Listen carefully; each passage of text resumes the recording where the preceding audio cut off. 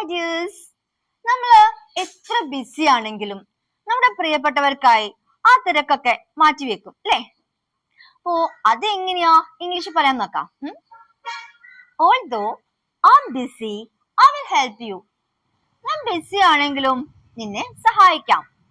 Although I'm busy, I will help you. Although it's late, I'm not sleepy. വൈകിയെങ്കിലും എനിക്ക് ഉറക്കം വരുന്നില്ല. Although it's late, I'm not sleepy. വൈകിയെങ്കിലും എനിക്ക് ഉറക്കം വരുന്നില്ല.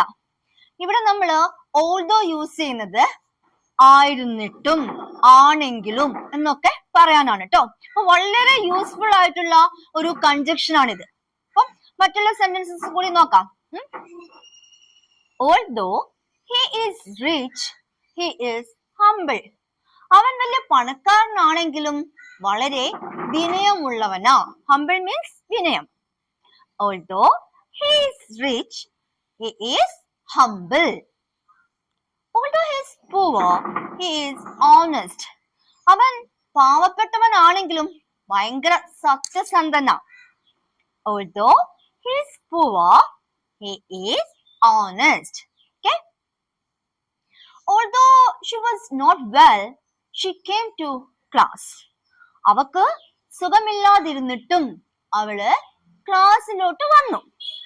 Although she was not well, she came to class. Okay?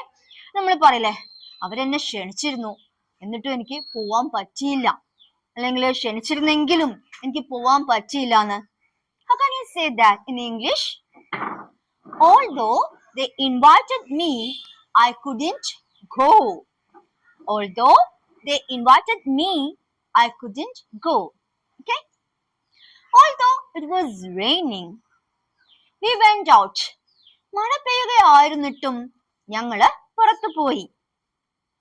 Although it was raining, we went out. Okay? Although I was afraid, I spoke confidently. എനിക്ക് പേടി ഉണ്ടായിരുന്നെങ്കിലും, അല്ലെങ്കിൽ എനിക്ക് പേടി ഉണ്ടായിരുന്നിട്ടും ഞാൻ നല്ല കോൺഫിഡന്റ് ആയിട്ട് സംസാരിച്ചു. Although I was afraid, I spoke confidently. Okay? Hope you might have understood. So let's find out. Take care. Thank you.